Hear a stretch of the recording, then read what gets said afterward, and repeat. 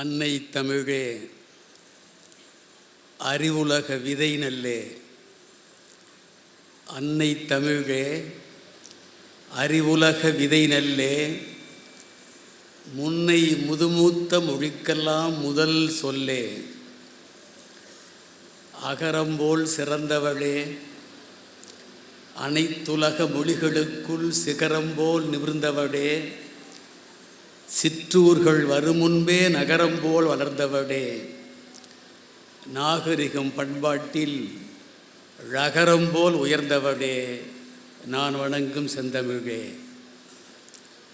அரசிருந்த செங்கோலே, அன்று இளங்கோ கம்பன் எனும் இரு சிறந்த கவிச்சுரங்கை எமக்களித்த பொன்வயலே, பொருள் சிறந்த திருக்குறளில் பூரித்து சுரப்பவளே, இருள் சிவந்து விடியல் வர ஏங்கித் தவித்தவளே, மறு சுமந்து பூக்காமல் மஞ்சமொன்றும் பார்க்காமல், கரு சுமந்து சோராமல் கன்னி நிலை மாறாமல், இடுப்பு வலிக்காமல் எழில்மேனி சலிக்காமல், படுத்து துடிக்காமல் பத்திய நீர் குடிக்காமல், மாங்காய் கடிக்காமல் மறுத்து வச்சு பிடிக்காமல் தாங்கும் எமக்கெல்லாம் தாயாகி வந்தவளே,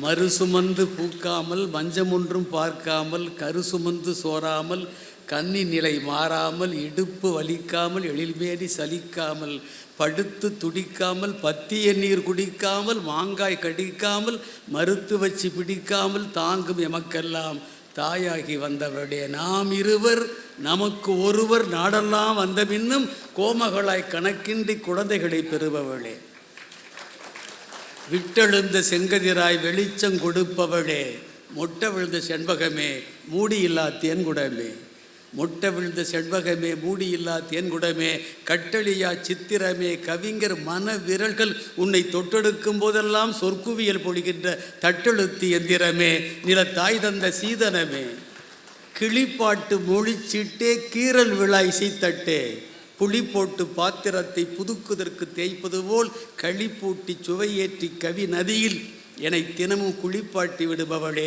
குழந்தை மன உடையவளே, குலைத்தெடுத்த சந்தனமே, குழவி இவன் கூக்குரலின் அழைப்பேற்று வந்தவளே, அருங்கவிதை மாளிகைக்கு வழி போட்டு தந்தவளே, வண்ணமணி தாய் வயிற்றில் விழி பூட்டி கிடந்த என்னை விழி பூட்டி விட்டவளே, மொழி பாட்டி ஆனாலும் மூப்படையா முத்தமிழே, வண்ணமணி தாய் வயிற்றில் விழி பூட்டி கிடந்த என்னை விழி பூட்டி விட்டவளே, மொழி பாட்டி ஆனாலும் மூப்படையா முத்தமிழே, அத்தைகை மாமன்கை அரவணைப்பிலே வளர்ந்த சித்திரக்கை நங்கையினை சேர்கையிலே சுகம் ஏது, பித்திகை பூ அழகே உன்னோடு பிணைபவர்க்கு ஒத்திகையில் கூட சுகம் உண்டென்றோ, இளமையினை குத்தகை எடுத்தவளே, இளமையினை குத்தகை எடுத்தவளே, பிறமொழி நின் கூர்விழியை குத்த கை எடுக்கையிலும் குறுநகையை பொழிந்தவளே, மத்தகை வந்து உனக்கு மனத்துயரம் கொடுக்குமெனில் செத்த கை கூட சிலிர்த்தெழுது தாக்குமடி, மத்தகை வந்து உனக்கு மனத்துயரம் கொடுக்குமெனில்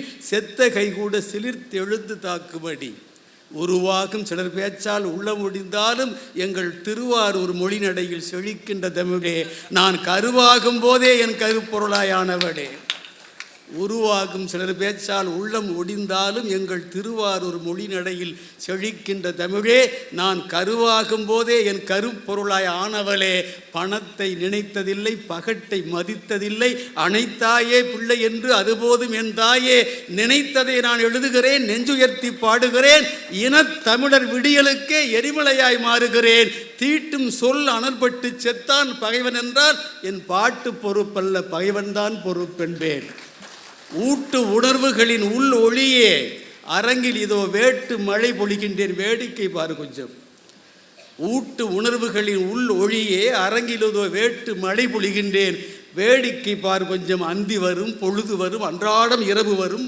பந்தி வரும் விருந்துகளில் பாவலருக்கு சொற்களெல்லாம் முந்தி வரும், ஆனால் நம் முற்றத்தில் இந்தி எனும் மந்தி வரும் என சொன்னால் மடையர்களா நாம் எல்லாம், எப்பக்கம் வரும் இந்தி எதிர்பார்ப்போம், செருக்களத்தில் வெப்பத்தி மூச்சு விடும் விடுதலை போராளிகளின் துப்பாக்கி ரவைகளைப் போல் துள்ளி வரும் தமிழே, என் கப்பத்தை பெற்றுக்கொள் கவிதை திருமகளே, காய்ச்சலில் நான் படுத்தாலும் கயவரனை கெடுத்தாலும் கூச்சலிட்டு தடுத்தாலும் கொடுமை பல கொடுத்தாலும் பேச்செனக்கு முற்றுவரை பேர அழகு தமிழே, என் மூச்சருவி வற்றுவரை முணுமுணுப்பேர் உன்னையடி. உன் காலுக்கு சிலம்பு இருக்க, கைகளுக்கு வளை இருக்க, நூலுக்கு நிகர் இடையில் உன் மணிமே கலை இருக்க, பாலுக்கு உன் சுவை இருக்க பைந்தமிழே, என் எழுது கோலுக்குள் நீ இருக்க குறையேது. வணங்குகிறேன்.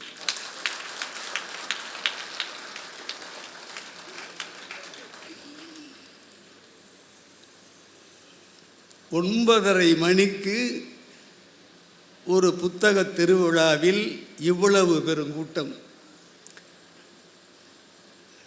வெள்ளம்போல் தமிழர் கூட்டம் என்ற புரட்சி கவிஞர் பாடிய கூட்டத்தை பெரம்பலூரில் மட்டும்தான் 9 மணிக்கு மேல் பார்க்க முடியும்.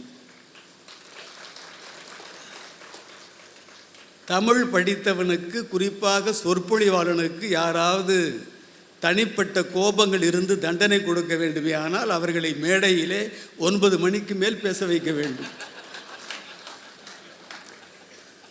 ஆனால் நம்முடைய மாவட்ட ஆட்சித்தலைவர்கள் அவர்கள் இந்த மாவட்டத்து மக்களுடைய நெஞ்சுக்கு எவ்வளவு நெருங்கிய போற்றுதலுக்கும் பாராட்டுக்கும் உரியவரோ அதை போல நாங்களும் மிகுந்த நன்மதிப்போடு புதுக்கோட்டையிலே பணியாற்றிய போது அவர் மீது அன்பு காட்டியவர்கள். நம்முடைய இந்த நிகழ்ச்சியிலே தலைமை தாங்கி இருக்கிற பெருமதிப்பிற்குரிய ஈடன் கார்டன்ஸ் கல்வி நிறுவனங்களின் தாளாளர் ஐயா முருகேசன் அவர்கள் இங்கே வந்திருக்கிறார்கள். அதே போல் பெரம்பலூர் மாவட்ட நிர்வாகம், பெரம்பலூர் மக்கள் பண்பாட்டு மன்றம், தென்னிந்திய புத்தக பதிப்பாளர்கள் மற்றும் வெளியீட்டாளர்கள் சங்கமாகிய பப்பாசி இணைந்து நடத்தும் இந்த 10ஆம் ஆண்டு புத்தக திருவிழாவிலே ஈடன் கார்டன் கல்வி நிறுவனத்தார் நிகழ்ச்சியை ஒருங்கிணைத்து நிரல்பட நடத்தி கொண்டிருக்கிறார்கள். நான் பல்வேறு மேடைகளில் 30 நாட்களும் பேசுகிற வாய்ப்பு கொண்டவன். 1000 பேர் கூடுகிற இலக்கிய விழாக்களானாலும், அல்லது 1000 10,000 என்று கூடுகிற அரசியல் பொதுக்கூட்டமானாலும், அல்லது 10 லட்சம் 20 லட்சம் பேர் என்று மக்கள் வெள்ளம் நிரம்பி விழுகிற நான் சார்ந்திருக்கிற இயக்கத்தின் மாநாடுகளிலே எல்லாம் பேசுகிற வாய்ப்புள்ளவன். புத்தக திருவிழாக்களிலும் பேசி வருகின்றவன். ஆனால் மனமிட்டு சொல்கிறேன், பெரம்பலூர் புத்தக திருவிழாவிலே பேச வருகிற போதுதான் என் சிந்தை உடல் அனுபவம் சிலிர்க்க மகிழ்ச்சியோடு வருவேன். ஒரு மாவட்ட ஆட்சித்தலைவர் இந்த விழா தொடங்குவதற்கு முன்பே வந்து அமர்ந்து நிறைவு பேச்சாளர் பேசி முடிக்கிற வரை அமர்ந்து விட்டுத்தான் செல்வேன் என்று உறுதி பூண்டு வந்திருக்கிற எங்களை மட்டுமல்லாமல் இந்த புத்தக திருவிழாவையே பெருமைப்படுத்துகிற மாண்புள்ளவராக இங்கே அமர்ந்திருப்பது அது நமக்கெல்லாம் கிடைத்த பெரிய சிறப்பு என்று நான் அவரை பாராட்டி வணங்க கடமைப்பட்டிருக்கிறேன்.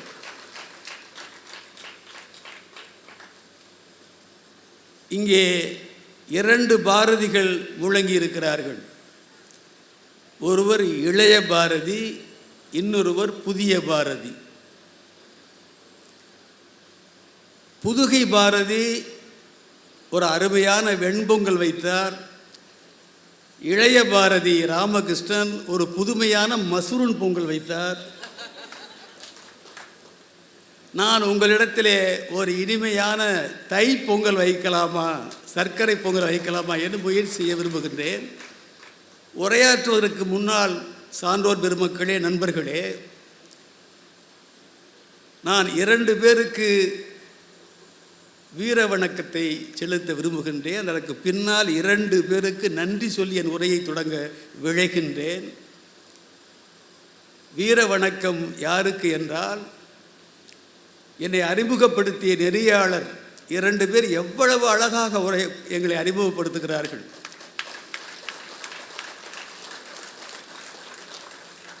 எங்களுக்கான பெருமைக்கெல்லாம் பெரிய பெருமை எது என்றால், பெரம்பலூர் புத்தக திருவிழாவிலே நெறியாளர்களாக இருக்கிற இவர்கள் வழங்குகின்ற அந்த வார்த்தைகள் தான். நான் வணக்கத்திற்குரிய மாவட்ட ஆட்சியிடத்திலே சொன்னேன், எங்களை விட அவர்கள் நன்றாக பேசுகிறார்கள் பார்த்தீர்களா என்று. மாவட்ட ஆட்சித்தலைவருக்கு மகிழ்ச்சி தாங்க முடியவில்லை. இப்படியும் ஒப்புக்கொள்வீர்களா என்பதை போல சிரித்தார். அவர் என்னை அறிமுகப்படுத்துகிற போது சொன்னார், முத்தமிழறிஞர் தலைவர் கலைஞர் அவர்கள் முதலமைச்சராக இருந்த பொழுது குன்றக்குடி அடிகளார் அவர்களுக்கு திருவள்ளுவர் விருதும், பெருந்தலைவர் காமராஜர் விருது ஆலத்தூர் ஐயா மாரிமுத்து அவர்களுக்கும், அறிவுலக மாமேதை அரசியல் சட்டத்தின் ஞான தந்தை அண்ணன் டாக்டர் அம்பேத்கர் விருது ஐயா நல்லக்கண்ணு அவர்களுக்கு வழங்கிய போது சமூக நீதிக்கான தந்தை பெரியார் விருது பெற்றவர் நம்முடைய கவிதை பித்தன் என்ற அவர். இந்த மாவட்டத்து மக்கள் சார்பாகவும் இந்த விழாவை நடத்துகிற மாவட்ட ஆட்சி நிர்வாகத்தின் சார்பாகவும் மக்கள் பண்பாட்டு மன்றம் உள்ளிட்ட பப்பாசி எல்லாம் சேர்ந்து என்னை வாழ்த்தியது போல அவர் வழங்கிய வரிகள் என்னை பெருமைப்படுத்தின, குளிர்ச்சிப்படுத்தின. அந்த வரிகளில் இடம்பெற்ற பெரியவர் ஐயா நல்லக்கண்ணு அவர்கள் இந்த நூற்றாண்டில் பொது வாழ்க்கையில் எளிமைக்கு இலக்கணமாக வாழ்ந்த ஒரு மனிதர், அரசியல் தலைவர் என்றால் ஐயா நல்லக்கண்ணுவுக்கு நிகராக இன்னொருவரை நாம் சுட்டிக்காட்ட முடியாது. ஒரு 25 ஆண்டுகளுக்கு பிறகு வருகிற தலைமுறைக்கு இப்படித்தான் ஐயா நல்லக்கண்ணு வாழ்ந்தார் என்று சொல்வோமேயானால் அவர்கள் நம்மை பார்த்து பொய் என்று குறிப்பிடுவார்கள். இன்றைக்கு இருக்கிற கால மாற்றம், அரசியல் பரபரப்பு, அரசியல் பொது வாழ்க்கையில் ஈடுபட்டவருடைய நடைமுறை, இவையெல்லாம் ஒப்பிட்டு பார்க்கிற போது எதிர்கால தலைமுறை இப்படி ஒரு வாழ்ந்தார் என்பதை நம்புவது அரிதினும் அரிது என்பது என்னுடைய யூகம் நண்பர்களே. அப்படிப்பட்ட ஒரு மகத்தான தலைவர், விடுதலை போராட்ட தலைவர். எனக்கு தந்தை பெரியார் விருது வழங்கப்பட்ட போது கூட தமிழ்நாட்டிலே ஒரு அமைப்பை நடத்துகிற ஒரு தலைவர் அன்றைய முதலமைச்சர் கலைஞருக்கு ஒரு வார ஏட்டிலே தொடர்ந்து வினாக்கணைகள் எழுப்பி கொண்டிருந்தார். அது எப்படி நீங்கள் அம்பேத்கர் விருது ஐயா நல்லக்கண்ணு அவர்களுக்கு வழங்க போயிற்று, அது என்ன முன்மாதிரி, அப்படி வழங்கலாமா என்றெல்லாம் கேட்டு எழுதி கொண்டிருந்தார். அவர் யாரையோ திருப்திப்படுத்த, மன மகிழ்ச்சிப்படுத்த அப்படியெல்லாம் எழுதி கொண்டிருந்தார். நான் கூட தலைவர்களை சந்தித்து கேட்டேன், ஏதாவது நாங்கள் மேடையிலே பதில் சொல்லலாமே என்று. முத்தமிழறிஞர் கலைஞர் நயத்தக்க நாகரிக அரசியலுக்கு சொந்தக்காரர், அவர் அவெல்லாம் சொல்ல வேணாம் என்று சொல்லிவிட்டார். பிறகு விருது வழங்குகிற விழா வள்ளுவர் கூட்டத்தில் நடைபெற்ற போது அதை போட்டு உடைத்தார் தலைவர் கலைஞர் அவர்கள். ஐயா நல்லக்கண் அவர்களுக்கு ஏன் அம்பேத்கர் விருது வழங்கினீர்கள் என்று ஒருவர், ஒரு சாதிய அமைப்பைச் சேர்ந்த நண்பர், அந்த தம்பி என்னை கேள்வி கேட்டுக்கொண்டிருக்கிறார் வார ஏடுகளில். அந்த மாமேதை அம்பேத்கருடைய பெயரிலான விருது, சட்டத்தை எழுதிய அரசியல் சட்ட முன்வடிவை நமக்கு வழங்கிய பேரறிவாளருடைய விருது ஐயா நல்லக்கண் அவர்களுக்கு வழங்கியதில் என்ன தவறு இருக்க நீங்கள் கண்டீர்கள்? ஒருவேளை ஒடுக்கப்பட்ட குடும்பத்திலே பிறந்து வளர்ந்த ஒருவருக்குத்தான் அம்பேத்கர் விருது வழங்கப்பட வேண்டும் என்று நீங்கள் எண்ணுவீர்களே, ஆனால் அதில் அப்படி ஒரு சட்டம் இருக்கிறதா? அப்படி ஏதாவது ஒரு புதிய விதியை உருவாக்க முனைகிறீர்களா? அப்படி இந்த விருது வழங்கப்படவில்லை. ஆனால் அம்பேத்கர் எந்த கனவு கண்டாரோ அந்த கனவை மெய்ப்பட செய்ய தன் வாழ்க்கையையே அர்ப்பணித்து கொண்ட மாபெரும் தலைவர் ஐயா நல்லக்கண் அவர்கள். தன் குடும்பத்திலேயே தென் மாவட்டத்திலே ஒரு கொலை நிகழ்ந்து விடுகிறது. அந்த கொலை தொடர்பாக பல தலைகள் விழ, இரத்த சேறு வெள்ளமென பெருக்கெடுக்க, மனித குலமே ஒப்பாரி களத்திலே மூழ்கிவிட இருந்த ஒரு வேதனையான பதற்றமான சூழலில் அந்த களத்துக்கே சென்று உயிர் இழப்புக்கு ஆளான நாங்கள் எங்கள் குடும்பத்திலே ஒருவரை இழந்திருக்கிறோம். எங்களுக்கு வராத சோகம் உங்களுக்கு என்ன? இதிலே சாதி சாயத்தையோ வேறு ஏதாவது பிற்போக்கான எண்ணங்களையோ வடிவமைத்து தொடர்ந்து விரும்பத்தகாத நிகழ்வுகள் இந்த மண்ணிலே உருவாவதற்கு நீங்கள் யாராவது காரணமாக இருந்தால் உங்களுக்கு நான் முதல் எதிரியாக இருப்பேன் என்று விரும்பத்தகாத பல நிகழ்வுகளை தன்னுடைய பழுத்த அனுபவத்தால், தான் ஏற்றுக்கொண்ட கொள்கை அழுத்தத்தால், பற்றால் நிறுத்தி காட்டிய மாபெரும் தலைவர், மகத்தான தலைவர் ஐயா நல்லக்கண் அவர்கள். அவர் அண்மையிலே நம்மை விட்டு பிரிந்து போன செய்தியெல்லாம் உங்களுக்கு தெரியும். நான் கூட முகநூலிலே எழுதினேன், மறைந்து விட்டார் எங்கள் ஐயா நல்லக்கண்ணு. மண் மீதில் உழைப்பாளர் மனங்களெல்லாம் நிறைந்து விட்டார். புகழேட்டில் நிலைத்து விட்டார். நிரந்தரமாய் ஓய்வெடுத்தார். தோழரெல்லாம் உறைந்து விட்டார் சோகத்தில். சமுதாயத்தின் உறக்கத்தை கலைத்த மகன் உறங்கிவிட்டார். சிறந்த செயல் செய்வதற்கே பிறந்த செம்மல் செங்குடியில் சிரிக்கின்றார், செவ்வணக்கம் என்று குறிப்பிட்டேன். அந்த லட்சிய செம்மலுக்கு இந்த புத்தக திருவிழாவிலே நான் வீர வணக்கத்தை செலுத்தி மன நிறைவடைகிறேன். 2 பேர் என்று சொன்னேன் அல்லவா. இன்னொருவர் இதே பெரம்பலூர் புத்தக திருவிழாவிலே பல ஆண்டுகள் வந்து பேசியவர், பல மேடைகளில் முற்போக்கு சிந்தனைகளை விதைத்தவர், புதிய தலைமுறைக்கு தேவையான பல கருத்துக்களை எளிமையான மொழிநடையில் கேட்டார் பிணிக்கும் தகைய உரையாற்றியவர், அனைவராலும் போற்ற பெற்றவர், கருத்து மாறுபாடு உள்ள தளங்களிலே உள்ளவர்களாலும் கூட மரியாதைக்கு உரியவராக எண்ணப் பெற்றவர். அவரும் செங்கொடி நிழலிலே சிவப்பு சிந்தனைகளை சிற்றூர்கள் தோறும் பரப்பியவர்.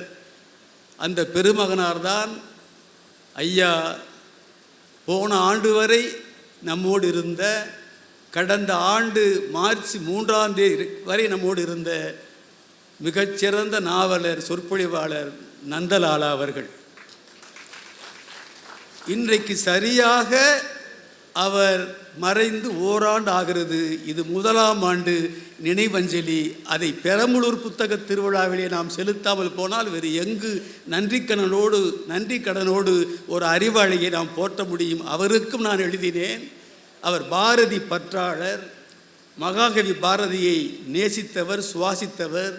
எனவே தன்னுடைய இயற்பெயரையே மாற்றிக்கொண்டு நந்தலாலா என்று பெயர் வைத்தவர். காக்கை சிறகினிலே நந்தலாலா என்கிற பாரதி வரியை மனதிலே வைத்துக்கொண்டு பெயர் வைத்தவர். தீக்குள் விரலை வைத்தால் நந்தலாலா, உன்னை தீண்டும் இன்பம் தோன்றுதடா நந்தலாலா என்கிற வரியிலே உருகி போனவர். எனவே தன்னுடைய பெயரையே நந்தலாலா என்று மாற்றிக்கொண்டவர். எனவே நந்தலாலா மறைவின் போதும் நான் தான் தமிழ்நாட்டிலேயே முதலிலே இரங்கல் கவிதை எழுதி முகநூலை வெளியிட்டு, அந்த முகநூல் கவிதை நாடு முழுக்க நடந்த இரங்கல் நிகழ்ச்சிகளிலெல்லாம் பின்புலத்து பதாகைகளிலே அந்த கவிதை பதிக்கப்பட்டது. அந்த கவிதையையும் சொல்ல விளைகிறேன். நந்தலாலா நடையிலேயே எழுதினேன்.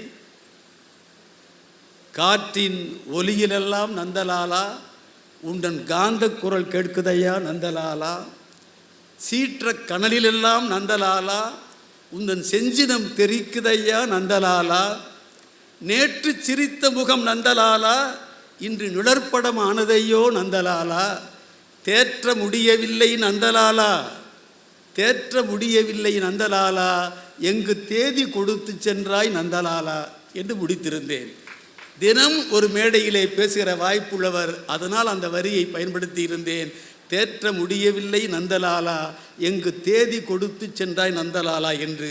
எனவே அந்த மாபெரும் கவிஞருக்கு, மகத்தான சிந்தனையாளருக்கு பெரம்பலூர் 10வது புத்தக திருவிழாவிலே உங்கள் அனைவரின் சார்பாகவும் என்னுடைய வீர வணக்கத்தை செலுத்திக் கொள்கின்றேன். 2 பேருக்கு நன்றி சொல்லி என் உரையை தொடங்குவதாக குறிப்பிட்டேன்.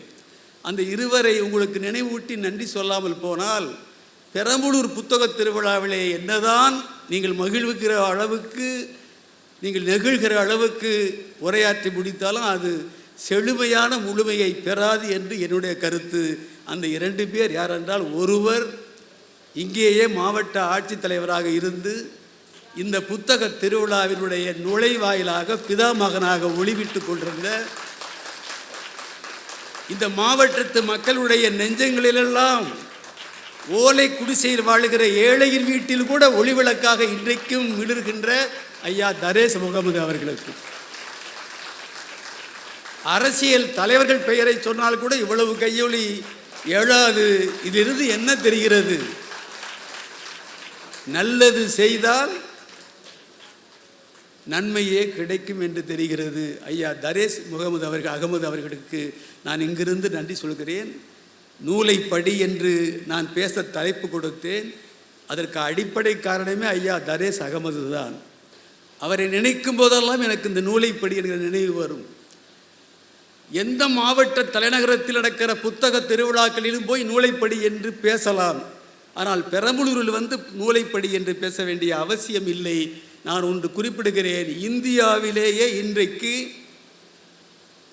நல்லாட்சி நாயகர் மாண்புமிகு முத்துவேல் கருணாநிதி ஸ்டாலின் அவர்கள் ஆட்சி புரிகிற இந்த மாநிலம்தான், கேரளம்தான் முதலிடம் என்பார்கள். அண்மை செய்தி, தமிழ்நாட்டிலேயே கல்வியில் சிறந்த முதல் மாநிலம் தமிழ்நாடு. அந்த தமிழ்நாட்டிலும் மிகச்சிறந்த மாவட்டம் எது என்று கேட்டால் வளர்ந்து வருகிற நிலையில் இருக்கிற மாவட்டமான பெரம்பலூர் மாவட்டம் தான் என்று சொல்கிற அளவுக்கு 10 மணியை நெருங்குகிற நேரத்தில் ஒரு புத்தக திருவிழாவில் இவ்வளவு ஆர்வலர் கூட்டம், பொதுமக்கள் கூட்டம், புத்தக வாசிப்பாளர் கூட்டம், மேடை பேச்சிலே ஈர்ப்பு உள்ளவர்கள் கூட்டம், தமிழை விரும்புகிற விளைகிற பெருங்கூட்டம் இங்கே அமர்ந்திருப்பது ஒரு சாதாரண செய்தியாக எடுத்துக்கொள்ள வேண்டியதில்லை. இந்த விருட்சம் நிலை கொடுப்பதற்கு காரணம் விதையாக விழுந்த தரேஸ் அகமது ஐயா தான். இரவு பள்ளிகளை நடத்தி எத்தனை மாவட்ட ஆட்சியர்களை உருவாக்கியவர், எத்தனை மாவட்ட கண்காணிப்பாளர்களை உருவாக்கியவர். இன்றைக்கும் தமிழ்நாட்டு அரசின் பல வெற்றிகளுக்கு விளம்பரம் இல்லாமல் பின்புலமாக இருந்து தமிழ்நாட்டு அரசின் அடுத்த அடிகளுடைய முன்னேற்றத்துக்கு அவரும் துணையாக இருக்கிறாருங்கிற செய்தியை உங்களுக்கு மேற்கோளாக கோடு காட்டி மட்டும் காட்டி அவருக்கு நன்றி தெரிவித்துக் கொள்கிறேன். இன்னொரு மாபெரும் ஆளுமை, நானெல்லாம் ஒரு 25-30 ஆண்டுகளுக்கு முன்னால் சத்திரமணியிலே சேகர் என்று ஒரு நண்பர் எங்களோடு புதுக்கோட்டையில் படித்தார். யாரும் தவறாக கருதவில்லை என்றால் நான் குறிப்பிடுகிறேன். அவருடைய திருமண விழாவுக்கு 35 ஆண்டுகளுக்கு முன்னால் வந்தபோது இந்த பகுதியை பற்றி, பெரம்பலூரை பற்றி எங்களுக்கு சொன்ன செய்தி, காதிலே விழுந்த செய்தி, வெறும் கரட்டு காடாக கல்லும் முள்ளும் நிறைந்த பகுதியாக, கல்வி வளர்ச்சியை அதிகம் எட்டாத ஒரு பகுதியாக, இந்த நாட்டினுடைய சுதந்திர வெளிச்சம் அதிகம் போய் சேராத பகுதிகளில் நிறைந்த சிற்றூர்கள் அமைந்த ஒரு பகுதியாக இந்த பெரம்பூரில் யாரும் பெண் கொடுக்கவும் அஞ்சுவார்கள், பெண் எடுக்கவும் அஞ்சுவார்கள் என்றெல்லாம் அப்போது சொல்வார்கள். ஆனால் இன்றைக்கு பெரம்பலூர் என்றால் உடனே பெண்ணும் கொடுப்பார்கள், பெண்ணும் எடுப்பார்கள்ங்கிற அளவுக்கு வாழ்வியல் அமைப்பே மாறிவிட்டது என்கிற ஒரு நிலைமை. இந்தியாவின் வரைபடத்தில் எங்கோ ஒரு புள்ளியை போல் இருந்த இந்த பெரம்பலூரை இந்தியாவே திரும்பி பார்க்க வைத்த ஒரு மாமனிதர். நாடாளுமன்ற அரங்கத்தில் தந்தை பெரியார் வாழ்க, அண்ணா வாழ்க, அம்பேத்கர் வாழ்க, கலைஞர் வாழ்க என்று முழக்கமிட்டு இன்றைக்கும் தமிழுக்கு இனப்பகைகளாக விளங்குகிற மத்தியில் சிம்ம சொப்பனமாக உலா வருகிற ஒரு இளம் தலைவர். இந்த பெரம்பலூருக்கு மிகப்பெரிய வளர்ச்சிகள் உருவாவதற்கு தன்னை அர்ப்பணித்து கொண்ட ராசா அவர்களுக்கு நான் நன்றி தெரிவித்துக் கொள்கிறேன். நம்முடைய ராமகிருஷ்ணன் இங்கே பேசினார், அழகாக பேசினார். அவரை வலைத்தளத்திலே நான் கேட்டிருக்கிறேன், இணையதளங்களிலே கேட்டு ரசித்திருக்கிறேன். இங்கே சந்தித்தது எனக்கு பெரும் மகிழ்ச்சி. அவர் சொன்னார், திருமண விழாக்களிலே மணமக்களை வாழ்த்து செல்லுகிற போது வள்ளுவரும் வாசுகியும் போல் வாழ்க அல்லது ராமனும் சீதையும் போல் வாழ்க என்று வாழ்த்துகிற யாராவது நானும் என் மனைவியும் போல் வாழ்க என்று வாழ்த்துவது உண்டா என்று கேட்டார். உடனே சகோதரி பாரதி நம்முடைய ராமகிருஷ்ணன் சொந்த வாழ்க்கை அனுபவங்களையெல்லாம் இங்கே சொல்லி கொண்டு போனார் என்று அவரை அழகாக நயம்பட நையாண்டி புரிந்தார். நான் இங்கே குறிப்பிடுகிறேன், நான் எந்த திருமண விழாவுக்கு போனாலும் நானும் என் மனைவியும் போல் வாழ்க, கவிதை பித்தனாகிய நானும் அமுத நிலாவாகிய என் மனைவியும் போல் இந்த மணமக்கள் பல்லாண்டு வாழ்க. முத்தமிழறிஞர் கலைஞர் தான் எங்கள் திருமணத்தை எங்கள் வீட்டுக்கே வந்து நடத்தி வைத்தார். நாள் நட்சத்திரமெல்லாம் பார்க்காமல் நேரம் வாங்கி நடத்தினோம். மாலையிலே 6:30 6:45 மணிக்கு வந்தார் திருமணத்திற்கு. நான் தேதி கேட்க போன போது 10 நாட்கள் இருக்க தேதி கேட்டேன். ஒரு தேதியை குறிப்பிட்டு சொல்லி கேட்டேன். எப்பொழுதுமே தலைவர் கலைஞரிடத்திலே தேதி கேட்க வேண்டும், ஏன்னா ஒரு 3 மாதங்களுக்கு முன்னால் ஒப்புதல் பெற வேண்டும். இங்கே இருக்கிற பல பேருக்கு தெரியும் என்று கருதுகிறேன். நான் செப்டம்பர் 10ஆம் தேதி 1983ஆம் ஆண்டு செப்டம்பர் 10ஆம் தேதி திருமணத்துக்கு தேதி கேட்க போனவன் ஆகஸ்ட் 31ஆம் தேதி போனேன். 10 நாள் தான் இடைவெளி. கலைஞர் அவர்கள் சொன்னார்கள், தலைவர் கலைஞர், ஏன்பா மதுரையில் SS தென்னரசும் பொன் முத்துராமலிங்கம் மாவட்ட செயலாளரும் 3 மாதங்களுக்கு முன்னாலேயே செப்டம்பர் 10ஆம் தேதி 3 திருமணங்களுக்கு தேதி வாங்கி சென்று விட்டார்கள். நான் எப்படி மதுரையிலிருந்து உன் திருமணத்தை நடத்த வர முடியும் என்று கேட்டார். கேட்டுவிட்டு அவரே ஒரு 2 நொடிகள் யோசித்து விட்டு என்னை பார்த்தார். முகம் சோர்ந்து போனது போல் நான் நின்றதை பார்த்துவிட்டு, திருமண தேதி கேட்க வந்தவன் மனம் சோர்ந்து போய்விட்டான் போன்று எண்ணி அவரே திருப்பி கேட்டார். மாலையிலே வந்தால் திருமணத்தை நீ வைத்துக் கொள்கிறாயா என்று கேட்டார். நான் உடனே அப்படியே நடந்தது உங்களுக்கு சொல்கிறேன் ஐயா, நீங்கள் ராத்திரி 12 மணிக்கு வந்தாலும் வச்சுக்கிறேயான்னு. அதுக்கு அவர் சொன்னார் கலைஞர், நான் 12 மணிக்கு வர தயாரியா, நான் வருகிற போது மணமக்கள் 2 பேரும் மணவரையில் தூங்கிக்கிட்டு இருப்பீங்க என்றார். 6:30 மணிக்குள் வந்து விடுகிறேன் என்றார். மதுரையில் இருந்து நிகழ்ச்சிகளையெல்லாம் முடித்துவிட்டு புதுக்கோட்டைக்கு என் இல்லத்திற்கு திருமணத்தை வர 6:50 ஆகிவிட்டது. மேடையில் என்னை வாழ்த்துக்கிற போது சொன்னார், தம்பி கவிதை பித்தன் தேதி கேட்க வந்தார். வருகிறவர் ஒரு 2 மாதம் 3 மாதம், ஏன் 1 மாதத்துக்கு முன்னால் வந்தால் கூட கொடுத்துருப்பேன். ஆனால் 10 நாட்கள் இருக்க வந்து தேதி கேட்டார். காலையில் வர முடியாது என்றேன், மாலையில் வரவா என்றேன். ஒப்புக்கொண்டார். நான் 6:45 மணிக்கு வருவதாக சொல்லி கிட்டத்தட்ட 7 மணியை இப்போது நேரம் நெருங்குகிற நேரத்தில் வந்திருக்கிறேன். அது ஏன் தெரியுமா நண்பர்களே? எதிரே ஆயிரக்கணக்கான பேர் குழுவி இருக்கிறார்கள். என் மீது அன்பு கொண்டவர்கள், என்னோடு பழகிய கல்லூரி தோழர்கள், உறவினர்கள், இயக்க தோழர்கள் என்று நிரம்பி இருக்கிறது அந்த பகுதி. அதுவும் கலைஞர் அதுவரை வராத பகுதி. அது கலைஞர் பேசுகிறார். 6:30 மணிக்குள்ளாக வருவதாகத்தான் இருந்தேன். வருகிற பொழுது புதுக்கோட்டை மாவட்ட அரசியல்வாதிகள் எல்லாம் 2 அணியாக ஊடல் கொண்டிருந்தார்கள். அவர்களிடம் காரிலேயே உரையாடி அந்த ஊடலை தணித்து விட்டு இப்போது அந்த ஊடலுக்கு மூடு விழா நடத்திவிட்டு ஒரு கூடலுக்கு துவக்க விழா நடத்த வந்திருக்கிறேன். சரி, அப்படி வந்தவன் ஏன் 6:50 7 மணியை நெருங்கிறது வந்தேன் என்றால், மணமகனோ கவிஞர். என்னை சொல்கிறார், என் தம்பி கவிதை பித்தனோ கவிஞர், மணமகளோ நிலா, அதிலும் அமுத நிலா. அமுத நிலா 6:30 மணிக்கு வந்தால் அவ்வளவு ஒளிவிடாது. கவிஞருக்கு கற்பனை வராது. அதனால்தான் 7 மணிக்கு வந்தேன் என்று தொடக்கத்திலேயே தலைவர் கலைஞர் அவர்கள் உங்களைப் போலவே அந்த பல்லாயிரக்கணக்கான மக்களும் கரவொலி எழுப்ப என்னை வாழ்த்தினார். அதற்கு பிறகு அவர் இறுதி மூச்சு அடங்குகிறவரை அவர் மடியை விட்டு இறங்காமல் அவருடைய செல்ல பிள்ளையாக இலக்கிய தளத்தில் அரசியல் களத்தில் தொடர்ந்து இருந்தவன் நான். 18 வயதிலேயே முதல் மாநாட்டு மேடையில் ஏறியவன். அவருடைய 38 பிறந்தநாள் விழாவில் என்னுடைய பெயர் இல்லாத கவியரங்க அழைப்பதிலே இருக்க முடியாது. இதையெல்லாம் ஏன் சொல்கிறேன் என்று சொன்னால், அந்த தலைவர் நடத்திய திருமணம் இன்றைக்கு மகிழ்ச்சியாக இருக்கிறோம் நாங்கள். அதுவும் காதல் திருமணம். போய் கைத்தட்டு அதிகமாகவே இருக்கும் என்று நினைக்கிறேன். நான் கல்லூரியிலே படிக்கிறேன், அவர்கள் பள்ளி இறுதி வகுப்பு மேல்நிலை பள்ளி படித்தார்கள். அந்த காதல் உருவான நிகழ்வு கூட ரொம்ப சுவையானது என்று நீங்கள் நம்புவீர்கள். கவிஞன் தானே, காதல் வருகிற போது அந்த கவிதை எவ்வளவு ஊற்றெடுக்கும் என்று உங்களுக்கெல்லாம் தெரியும். நான் எழுதுவேன், ஒரு கம்பன் விழாவிலே பாரதி இருக்கிற போதே பாடினேன், காதலை பாடாத கவிஞன் கிடையாது, காதலை பாடாதவன் கவிஞனே கிடையாது. காதலிக்கும் போது எல்லோருமே கவிகளாக இருப்பார்கள். அது எப்படித்தான் வார்த்தைகள் வந்து விழுமோ தெரியாது. ஒரு கவிஞனே காதலித்தால் எப்படி வரிகள் வந்து விழும் என்று எண்ணி பாருங்கள். நான் 50 வரி 60 வரின்னு அவங்களுக்கு கடிதங்கள் அனுப்பிக்கிட்டே இருக்கேன். ஒரு பதிலும் வரவே இல்லை. சோர்ந்து போயிட்டேன் நான்.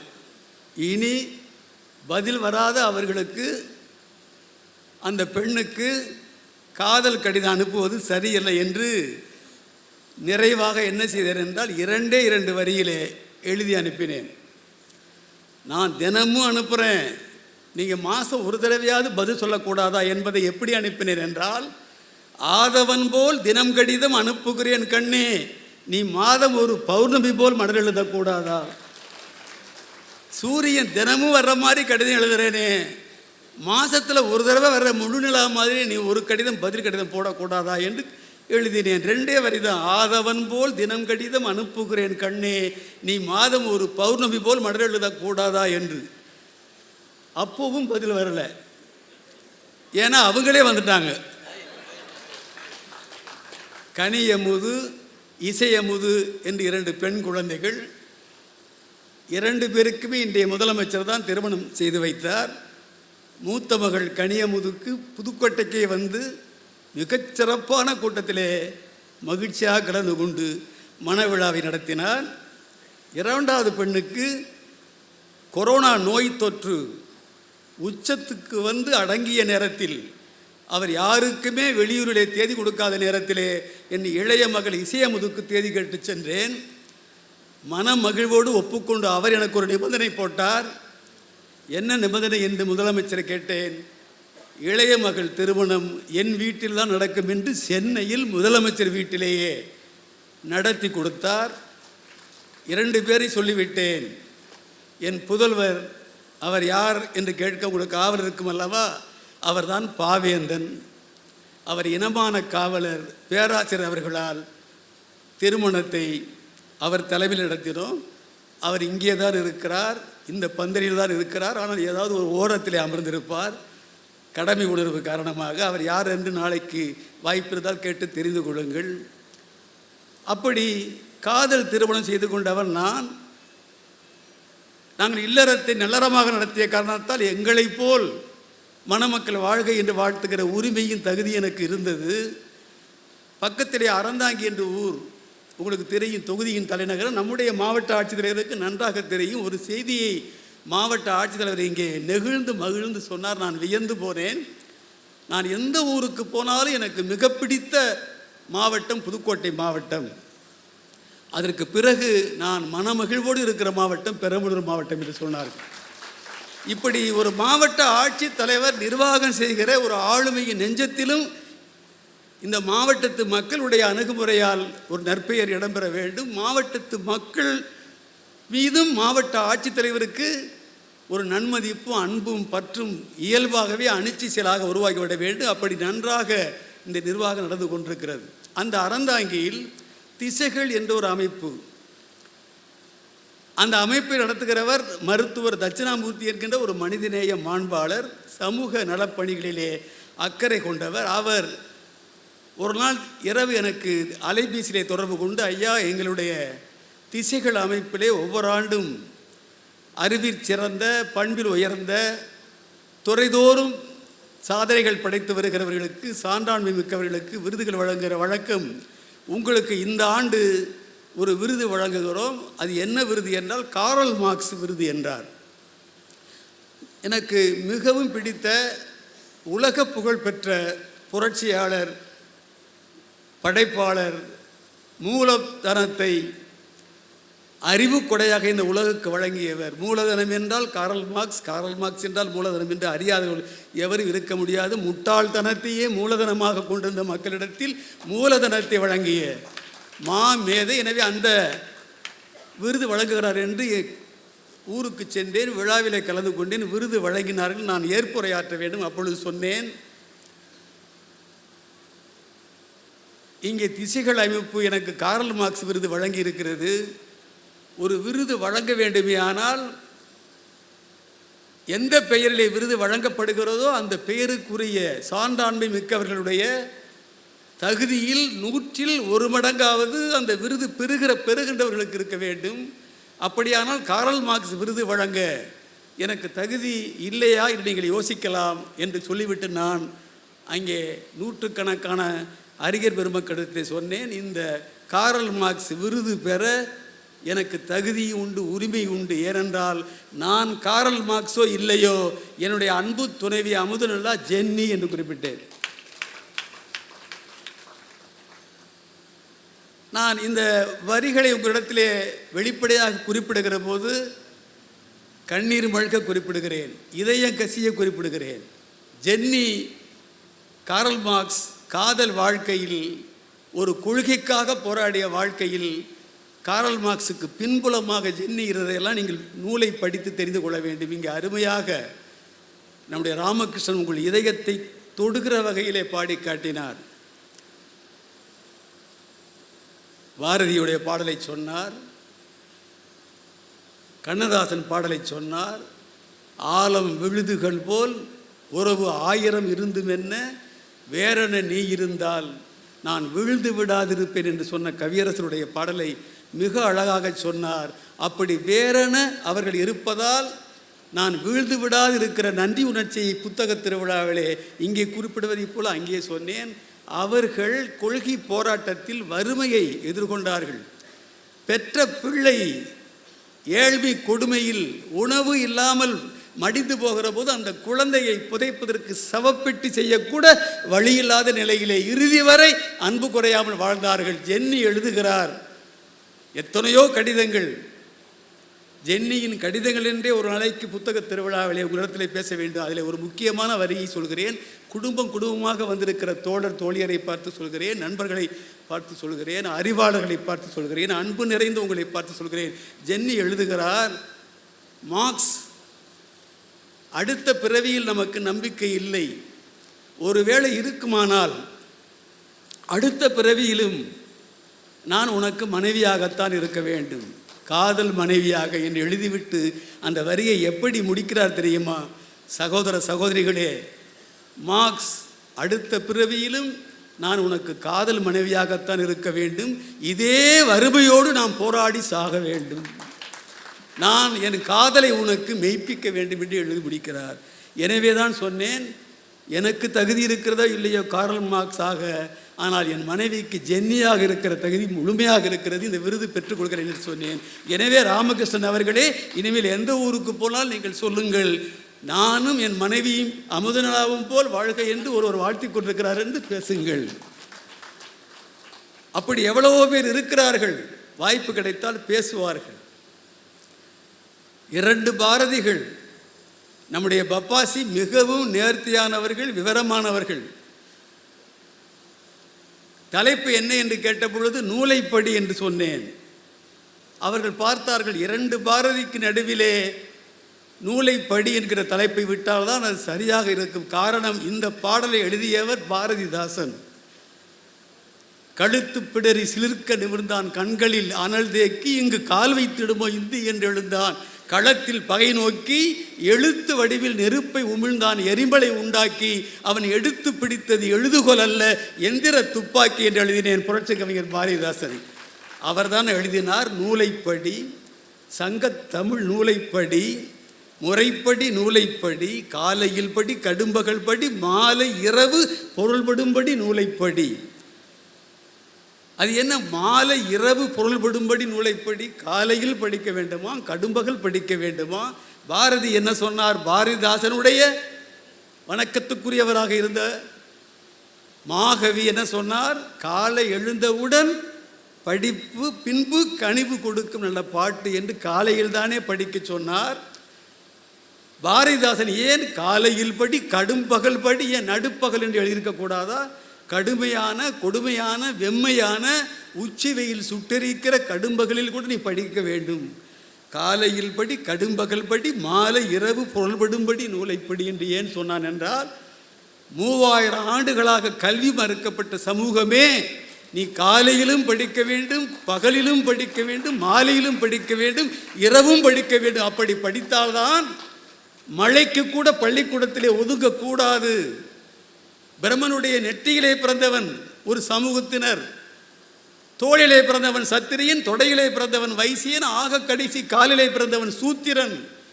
இந்த 4 பேர்களிலுமே சேர்க்கப்பட முடியாத ஒரு இனம் பட்டியல் இனம். அவர்கள் பஞ்சமர்கள் என்று வகுத்திருக்கிறார்களே. இப்படி வகுக்கப்பட்ட திட்டமிட்ட சதி சூழ்ச்சியை எதிர்கொள்ள வேண்டுமையானால் அவன் அன்றைக்கே எண்ணி பார்த்திருக்கிறான். நீட்டு போன்ற கழுத்தை நெரிக்கிற சட்டங்களெல்லாம் வந்து உங்கள் வாழ்வின் உயர்வை தடுக்கும். எனவேதான் நீ காலையில் படி, கடும்பகல் படி, மாலை இரவு பொருள்படி படித்தால்தான் உன் முன்னேற்றத்தினுடைய முட்டுக்கட்டைகளை உடைத்து தகர்த்தெறிந்து நீ முன்னேற முடியும் என்று புரட்சி கவிஞன் எண்ணி இருக்கிறார். அதனால்தான் அவர் சொன்னார், அறம்படி பொருளைப்படி, அப்படியே இன்பம்படி, இறந்த தமிழ் நான்மறையும் பிறந்தது என்று சொல்லும்படி நூலைப்படி, அகப்பொருள்படி அதன்படி, புறப்பொருள்படி நல்லபடி, புக படிப்படியாய் புலமை வருவேன் சொற்படி நூலைப்படி, தொடங்கையில் வருந்தும்படி இருப்பினும் ஊன்றிப்படி. படிக்க தொடங்குற போது கொஞ்சம் வருத்தமாக தான் இருக்கும், கொஞ்சம் சமாளிச்சுட்டு நீ படி.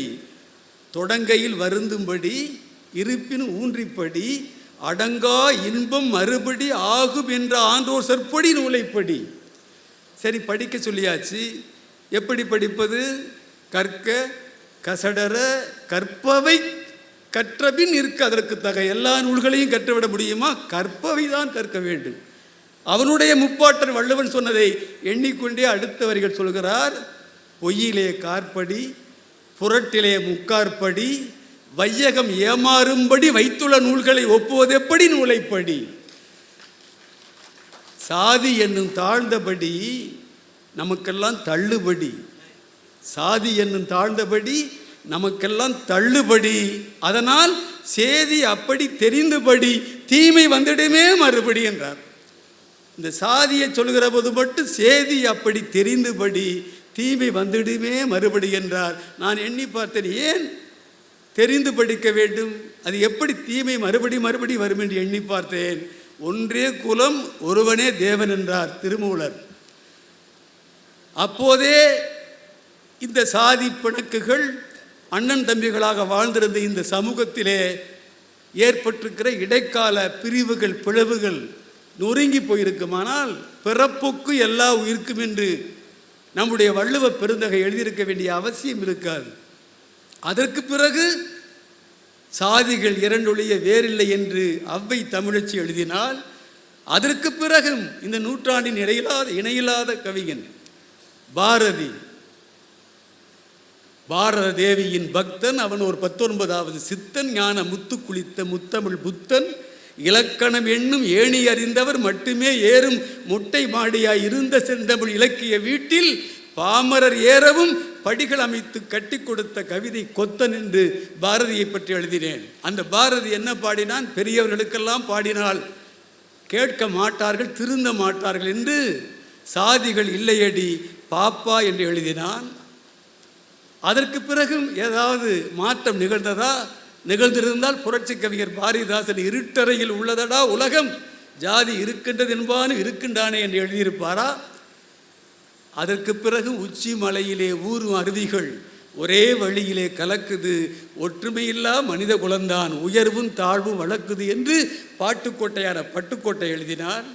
ஏன் நான் சட்டமன்றத்திலேயே கூட என் கன்னி பேச்சிலேயே குறிப்பிட்டேன், குணத்துக்கு முன்னாலும் ஜாதி, கட்சி கொள்கைக்கு முன்னாலும் ஜாதி, செய்யும் மனத்துக்கு முன்னாலும் ஜாதி, ஓதும் மந்திரத்துக்குள்ளேயும் ஜாதி, வாங்கும் பணத்துக்கு முன்னாலும் ஜாதி, காதல் பார்வைக்கு முன்னாலும் ஜாதி, செத்த பிணத்தைத்தான் விட்டதுவா ஜாதி, அங்கும் பிரிவுக்கு தக்கபடி சுடுகாடு உண்டு என்று சட்டமன்றத்திலேயே என் கன்னி பேச்சிலே பதிவிட்டேன். முதலமைச்சர், எதிர்க்கட்சி தலைவரெல்லாம் என்னை ஆற தழுவி பாராட்டினார்கள்.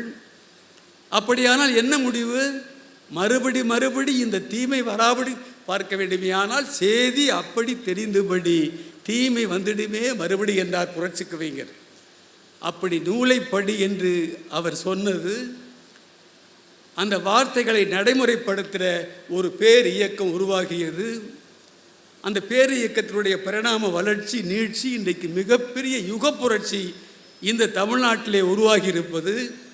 அது என்ன திராவிட மாடல் என்று யாராவது கேட்பார்களே, ஆனால் நாடு முழுவதும் இனி புத்தக திருவிழாவை மாவட்ட ஆட்சி நிர்வாகம் இணைந்து நடத்தும் என்று ஒரு சட்டம் போட்டாரே நம்முடைய முதலமைச்சர். எனக்கு பட்டாடைகளோ சால்வைகளோ எவரும் வழங்க வேண்டாம், மாலை மணிச்சரங்கள் வேண்டாம், எனக்கு யாராவது பரிசளிக்க விரும்பினால் உங்கள் அன்பளிப்பாக புத்தகங்களை வழங்குகள் என்று பெற்றுக்கொண்டு அந்த புத்தகங்களையெல்லாம் நாடு முழுக்க இருக்கிற குக்கிராம்பத்து பள்ளிகளுக்கெல்லாம் அனுப்புகிற கல்வி பணியை, அறிவு பணியை மேற்கொண்டிருக்கிறாரே, அந்த முதலமைச்சர் ஆட்சிக்கு பெயர் திராவிட மாடல் என்று பெயர் வைத்தார். எல்லோரும் கேட்டார்கள் திராவிட மாடல் என்றால் என்ன என்று. நான் தான் முரசொலியிலே ஒரு 8 வரி எழுதி அதற்கு முற்றுப்புள்ளி வைத்தேன். அன்பே உயிரென்று நாடல், அறிவை திசைதோறும் தேடல், அடாத செயல்களை சாடல், ஆன்றோர் கலந்துரையாடல், அறப்போர் களத்தினில் கூடல், அனைவரும் சமமென்று பாடல், ஆதிக்கத்தை கிழித்து போடல், அறியாமையை இழுத்து மூடல், தமிழ் அன்னைக்கு வாகை சூடல், அதுவே திராவிட மாடல் என்று குறிப்பிட்டேன். இந்த விளைச்சலுக்கு வெற்றிக்கும் என்ன காரணம்? புரட்சி கவிஞர் சொன்ன நூலை படி என்கிற அந்த வரி வாசகம் அழுத்தமாக இன்றைக்கு நடைமுறைக்கு வந்திருக்கிறது. நூலை படிக்கிற ஆர்வம் நாடு முழுக்க வெளிச்ச பிரளயமாக விரவி பரவி கொண்டிருக்கிறது. நண்பர்களே, பெரியோர்களே, வள்ளுவ பெருந்தகையைப் போல ஒரு நாடு, மொழி, இனம் என்று தன்னை அடையாளம் காட்டிக் கொள்ளாமல் உலகுக்கே பொதுமறை வழங்கிய ஒரு கவிஞன் இந்த உலகத்தில் எந்த நிலத்திலும் கிடையாது என்பது தமிழர்களாகிய நமக்குள்ள தகத்தகாய பெருமை, தனித்தன்மையான பெருமை. பாரதியார் என்ன குறிப்பிட்டார்? வள்ளுவன் தன்னை உலகினுக்கே தந்து வான்புகழ் கொண்ட தமிழ்நாடு என்று குறிப்பிட்டார். அது என்ன வான்புகழ்? கம்பனை இந்த தமிழ்நாடு தந்ததால் வான்புகழ் பெறவில்லையா? சிலப்பதிகாரத்தை தந்த இளங்கோவடிகளால் இந்த தமிழ்நாடு வான்புகழ் பெறவில்லையா? அது என்ன? வள்ளுவன் தன்னை உலகினுக்கே தந்து வான்புகழ் கொண்ட தமிழ்நாடு என்பதை நீங்கள் கொஞ்சம் எண்ணி பாருங்கள். இளங்கோவடிகள் சிலப்பதிகாரத்தை படித்தார். அது தமிழ்நாட்டின் பெருமையை பேசும், தமிழனின் நுட்பமான கலைகளை நமக்கு உணர்த்தும். கம்பனை படித்தால் தமிழ் இலக்கியத்திலே ராமகிருஷ்ணன் குறிப்பிட்டது இப்பொழுது இருக்கிற அத்தனை சந்த நுட்பங்களும் வெளிப்படும். ஒரு கவிஞன் இவ்வளவு எழுத முடியுமா? 10,000 கவிதை சத்தாக அள்ளி வைத்த முத்தான கம்பனுக்கு ஈடு இன்னும் வித்தாகவில்லை என்று பாடி என்று கண்ணதாசன் குறிப்பிட்டதைப் போல அப்படி ஒரு கவிஞன் இருக்கிறானா என்று எண்ண தோன்றுகிற அளவுக்கு அவர் பெரிய கவிஞர் தான். நானே கம்பன் விழாவிலே பாடினேன். வம்புக்கு போராடி அலைகடல் வெள்ளத்தை வாய்க்காலில் தள்ள முடியாது, வானத்து விண்மீன்கள் கூட்டத்தை எவரும் போய் வலை வீசி அள்ள முடியாது. வம்புக்கு போராடி அலைகடல் வெள்ளத்தை வாய்க்காலில் தள்ள முடியாது, வானத்து விண்மீன்கள் கூட்டத்தை எவரும் போய் வலை வீசி அள்ள முடியாது. எம்படை பெரிதென்றே எறும்புகள் யானை முன் எதிர் நின்று துள்ள முடியாது. ஏணி வைத்து ஏறியே ஆணி வைத்து ஒருவனும் இமயத்தை கிள்ள முடியாது. கம்பன் போல் காவியம் எழுதுவேன் என்றெந்த கொம்பனும் சொல்ல முடியாது. கம்பனே உயிர் பெற்று மறுபடியும் வந்தாலும் கம்பனை வெல்ல முடியாது என்று எழுதியிருந்தேன். அந்த கம்பனை கூட அவர் வழங்கிய இராமாயணத்தால் வான்புகழ் என்று ஏன் எழுதவில்லை, கூறவில்லை பாரதி என்றால், இவர்களெல்லாம் நம்முடைய பெருமைக்காக இவருடைய காவியங்களும் படைப்புகளும் தமிழனுக்குரிய பெருமைகளாக நாம் சொல்லிக் கொள்வது. ஆனால் வள்ளுவன் ஒருவர்தான் உலகுக்காக எழுதியவர். பிற கவிஞர்களை படித்தால் கவிஞனாகலாம், கலைஞனாகலாம். வள்ளுவனை படித்தால்தான் மனிதனாகலாம். அந்த வள்ளுவர் குறிப்பிடுகிறார், மிக கடுமையாக குறிப்பிடுகிறார், ஜாதி ஜாதி என்று சாதி பேதம் பேசுகிற நண்பர்களே, மனிதர்களே, மடையர்களே என்று சொல்லாமல் சொல்கிறார். என்ன ஜாதி? மேல் ஜாதி கீழ் ஜாதி தானே. அவர் மிக அழகாக சொல்கிறார், மேற்பிறந்தார் ஆயினும் கல்லாதார். கூர்மையாக நீங்கள் கவனிக்க வேண்டும். நான் மேல் ஜாதியிலே பிறந்தவன் என்று ஒரு தவறான மாயையில் மூழ்கி கிடக்கின்ற சகோதரர்களே, மேற்பிறந்தார் ஆயினும் கல்லாதார், கீழ் பிறந்தும் கற்றார் அனைத்திலர் பாடு. என்ன சொல்ல வருகிறார் வள்ளுவர் என்றால், நீ மேற்பிறந்தவன் என்று எண்ணிக்கொண்டிருக்கிறாய். நீ பேர் பிறந்தவர் ஆயினும் கல்லாதவனாக இருந்தால் நீ உனக்கு கீழான ஜாதியானவன் என்று கருதுகிற கீழ் ஜாதி இருக்கிறானே, உன்னால் கருதப்படுகிற அந்த கீழ் ஜாதி என்று எண்ணப்படுகிறவன், அவன் படித்திருந்தால் அவனுக்கு கீழான ஜாதி நீ என்று கருதப்படுவாய். இங்கே ஜாதி என்கிற அளவுகோல், மேல் ஜாதி கீழ் ஜாதி என்கிற அளவுகோல் கல்வியை வைத்துத்தான் கணக்கிட முடியும். ஒரு மனிதன் எந்த ஜாதியை சேர்ந்தவன், இவன் உயர்ந்த ஜாதியா தாழ்ந்த ஜாதியா என்பதற்கு என்ன அளவுகோல் என்பதற்கு நம்முடைய ஐயன் திருவள்ளுவர் சொல்கிறார், கல்விதான் அளவுகோல். மேற்பிறந்தார் ஆயினும் கல்லாதார், கீழ் பிறந்தும் கற்றார் அனைத்திலர் பாடு என்று அழுத்தமாக கல்வெட்டாக பொறித்து போயிருக்கிறார். எனவே நாம் கல்வி கற்று உயர்ந்த பட்டங்களை பெற்று மேல் ஜாதி என்பதை மெய்ப்பிக்க வேண்டும். முடிக்கப் போகிறேன் நண்பர்களே. உலகத்தில் இருக்கிற நூலகங்களிலேயே மிகப்பெரிய நூலகம், மிக புகழ்வாய்ந்த நூலகம் பிரிட்டிஷ் மியூசியம் என்று அழைக்கப்படுகிற லண்டன் நூலகம்தான். அந்த நூலகத்தில் ஒரு துறை சார்ந்த நூல்களை படித்துவிட்டு வேறு துறை நூல்களை படிக்க வேண்டுமேயானால் நடந்து போய் படிக்க முடியாது, காரில் தான் போக வேண்டும் அடுத்த துறைக்கு. அடுத்த துறை சார்ந்த நூல்களை தேடி பிடிக்க படிக்க காரில் தான் போக வேண்டுமானால் எத்தனை ஆயிரம் எத்தனை இலக்கம் நூல்கள் இந்த நூலகத்தில் இடம்பெற்றிருக்கும் என்பதை எண்ணி பாருங்கள். லட்சக்கணக்கான நூல்கள், அறிவு சார்ந்த அத்தனை துறைகளையும் சார்ந்த நூல்கள் இடம்பெற்றிருக்கிற லண்டன் பிரிட்டிஷ் மியூசியம் என்று சொல்லப்படுகிற அந்த நூலகம்தான் இந்த நொடிப்பொழுது வரை உலகத்திலேயே மிகப்பெரிய நூலகம்.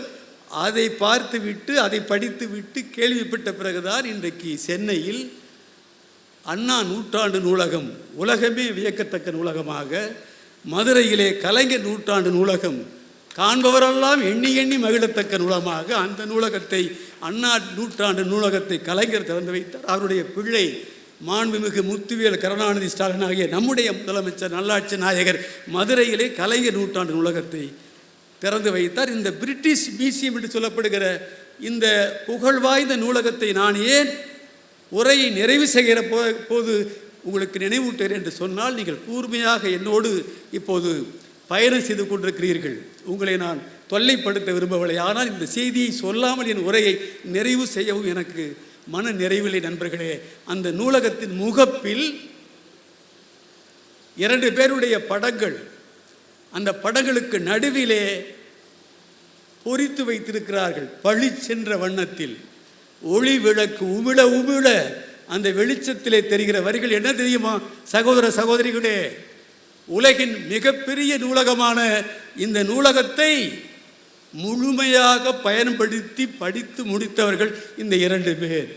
ஒருவர் காரல் மார்க்ஸ், இன்னொருவர் அறிவுலக மாமேதை அண்ணல் அம்பேத்கர் அவர்கள். நான் தான் அம்பேத்கரை பற்றி எழுதினேன். இவர் பெற்ற பட்டங்களை அணிவகுத்தால் இமய மலைத்தொடரும் பள்ளமாகும். இவர் கற்ற நூல்களை அடுக்கி வைத்தால் எவரெஸ்ட் சிகரமும் குள்ளமாகும் என்று எழுதினேன். அத்தனை பட்டங்கள், அத்தனை நூல்கள். அழுதவரே கிடையாது, அஞ்சியவரே கிடையாது. சோகம் என்றால் என்ன என்று தெரியாது. இளம் வயதிலே வறுமையை அனுபவித்ததை தவிர அவர் எதிர்கொண்ட மேல் ஜாதிக்காரர் என்று கருதப்பட்டவர் கொடுத்த அடக்குமுறையை தவிர அவர் சோகத்திலே ஆழ்ந்தவர் கிடையாது. ஒரே ஒரு முறை 3 நாட்கள் தொடர்ந்து சாப்பிடாமல் தூங்காமல் அழுது கொண்டே படுத்து கிடந்தார். அந்த 3 நாட்கள் எப்போது என்றால், அவர் லண்டனில் இருந்து கப்பலிலே ஏற்றி அனுப்பிவிட்ட கிட்டத்தட்ட 30,000 புத்தகங்கள் வந்த கப்பல் கடலிலே கவிழ்ந்து விட்டது என்கிற செய்தியை கேட்ட பிறகுதான் விம்மி விம்மி அழுதார். அவர் உறவினர்கள், தாய் தந்தையர் கூட பிறந்தவர்கள் மறைந்த போது கூட அழாதவர். புத்தகங்கள் கடலுக்கு இரையாகிவிட்டன என்று எண்ணி எண்ணி அழுதார். அந்த நூலைத்தான் உங்களை படிக்க சொல்கிறேன். அம்பேத்கரை என்ன சாயம் வேண்டுமானால் பூசி ஒரு வரையறைக்குள் கொண்டு வர யாரும் முயற்சிக்கலாம். யாராவது லண்டனிலே போய் பிரிட்டிஷ் மியூசியத்தின் முகப்பில் இருக்கிற அம்பேத்கர் படத்தை எடுங்கள் என்று சொல்கிற தைரியம், துணிச்சல் இந்த புவிக்கோளத்தில் யாருக்காவது வர முடியுமா? என்ன காரணம்?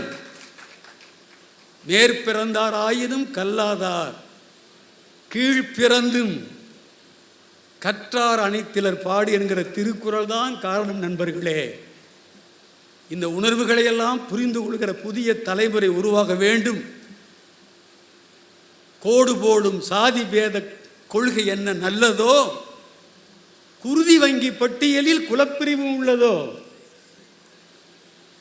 உயிருக்கு ஊசலாடி கொண்டிருக்கிற போது இந்த பிரிவு இரத்தம்தான் ஏற்ற வேண்டும் என்கிற நிலை வருகிற போது, ஒரு புறக்கணிக்கப்பட்ட சமூகத்திலே பிறந்தவனுடைய இரத்தம் வந்தால் ஏற்றுக்கொள்ள மறுக்கிற மனிதன் யாராவது இந்த மண்ணில் இருக்க முடியுமா?